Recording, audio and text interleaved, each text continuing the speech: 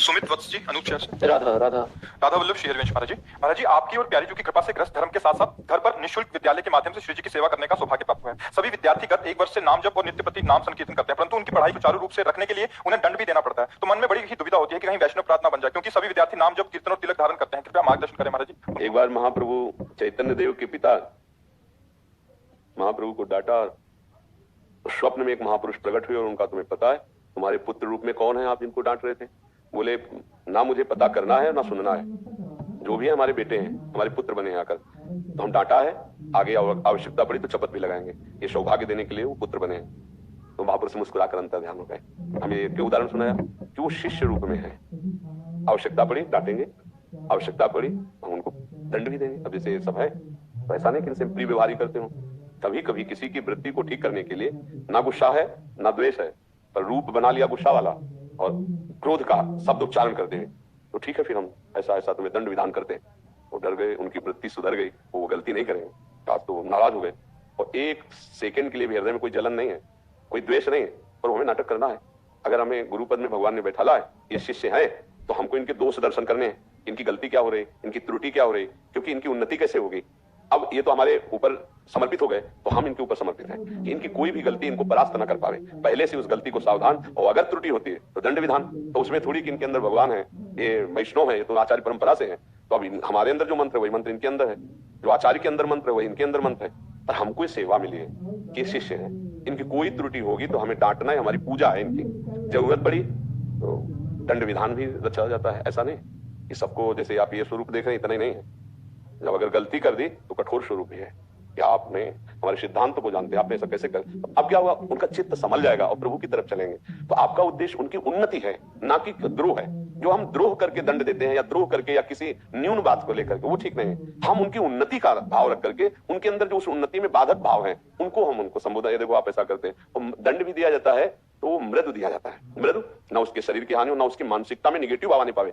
ये भी बात है, दोनों चीजें समझनी। जैसे कुम्हार मटकी को ऊपर से मारता है तो नीचे से ताप लगाए, अगर डांटा तो शाम के बुला के गले लगा करके। ऐसा भी नहीं है कि डांट दिया तो अब उनका परमार्थ किया, सब कुछ छोड़ के महाराज जी के सारे हुए, अब यहाँ तो अतरे दिन। ऐसा भी नहीं, इतना प्यार भी देना है कि हर परिवार के संबंध का प्यार उनको एक जगह समझ में आए कि मेरे माता तो महाराज जी, पिता तो महाराज जी, मेरे गुरु तो महाराज जी और मेरे दोस्त तो महाराज जी। आप क्या समझते हो, इन बच्चों को ऐसे थोड़ी रखते हैं। इनको अच्छे अच्छे पदार्थ पवाकर पुष्ट भी करना है, पर इनके दोष रहने नहीं देने कि तुम खाओ और उद्दंडता करो। तो जैसे जो है कभी उद्दंडता, निगेटिव भाव नहीं आने चाहिए। तो जैसे विद्यार्थी है उसको ये भाव अंदर से इतना दुलार कि गुरु जी हमें बहुत दुलार करते हैं, और अगर हम गलती करेंगे तो पीट भी देंगे। तो वो हमारे लिए अपराध नहीं है, वो हमारी सेवा है। अपराध तब होगा जब वो गंदा बात करे और हम देखते रह जाएं, तो हम अपने धर्म से चूक जाएंगे। ये बात है, हमें कोई भी गलत कार्य बर्दाश्त नहीं करना। अपने शिष्यों में, अपने शरीर में तो होना ही नहीं चाहिए, अपने अनुगमन करने वाले शिष्यों में कोई गलती बर्दाश्त नहीं होनी चाहिए ऐसी जैसे अपने अंदर गलती बर्दाश्त नहीं होती। ऐसे नहीं, क्योंकि उनकी उन्नति में बाधा है। तो वो अब जैसे कुछ स्कूल के जो, अब बच्चा बहुत छोटा है, अब हरी डंडी बांस की, अब वो कोई क्रिमिनल थोड़ी है, विद्यार्थी है, खेल की अवस्था है, ये आसुरी प्रवृत्ति है, ये दंड नहीं है। ये फिर वो अपने दंड का विधान रच रहा है। ऐसा नहीं करना चाहिए। जैसे टीचर जो है ना, हमने खुद विद्यालय में देखा है, जैसे कोई सवाल नहीं लग पाया है, कोई ऐसा काम नहीं कर पाया, तो उस वो अवस्था ही प्रमाद की होती है। ये अवस्था जो किशोर अवस्था होती है ना, अगर इसको शासन में न लिया जाए तो बहुत ही उद्दंड अवस्था होती है। किशोर अवस्था से यौवन अवस्था तक खड़ा कर दीजिए आप, तब तक खड़े रहिए जब तक ऐसे। अब ऐसे कि बांस की छड़ी से पूरे शरीर में वो ये क्रिमिनल के साथ व्यवहार होता है। ये मतलब शासन विभाग का, गुरु विभाग का दंड विधान होता है। खड़े हो जाओ आप, जब तक हम क्लास में पढ़ाएंगे तब तक तुम खड़े रहोगे, बस खड़े रहो, चलो उस पर खड़े रहो।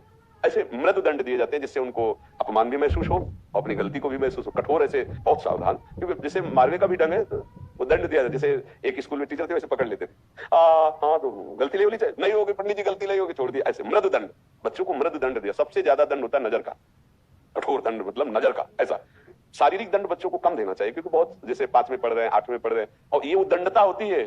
भगवान उतरित हुए इस अवस्था में, वो भी उद्दंडता के, अपनी माँ के घर के माठ फोड़ देना, ये कर नहीं हुआ तो वो भी बांधे ना भगवान को, वो भी छड़ी उठाए भगवान के लिए। तो ये अवस्था ही ऐसी होती है। तो अंदर प्यार रखकर बाहर से अगर हम मृदु शासन करें तो ये कोई अपराध नहीं। ठीक है, उसके उपरांत भी कोई सुधरे नहीं तो फिर उसका क्या होगा? भगवान के ऊपर छोड़ देना चाहिए, क्योंकि अपना अधिकार नहीं। अगर आप ज्यादा दंड दोगे तो आपकी नौकरी भी चली जाएगी या आपके ऊपर भी रिपोर्ट हो सकती है, नहीं हो सकती। तो आपको अपने को भी चला है, फिर भगवान को ऊपर छोड़ दे कि अब जैसा हमारा प्रयास है वो तो उतना ही प्रयास है, इसके बाद भगवान जाने। जैसे ऐसा होता है, फिर हमारा जहां तक प्रयास है इसके आगे हम नहीं कर सकते।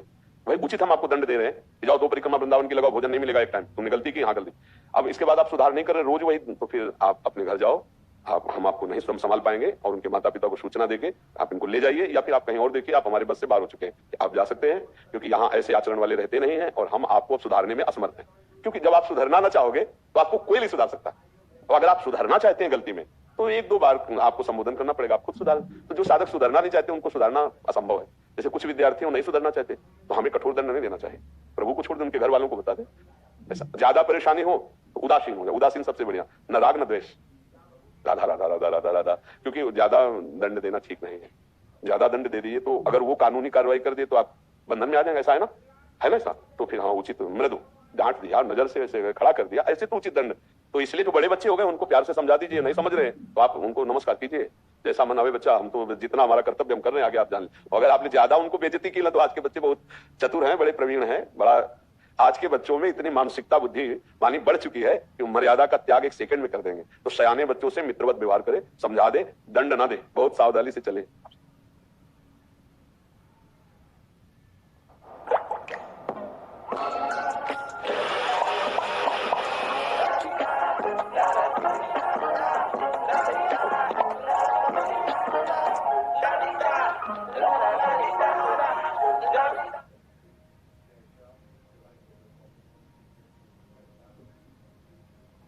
मामुपाश्रिता,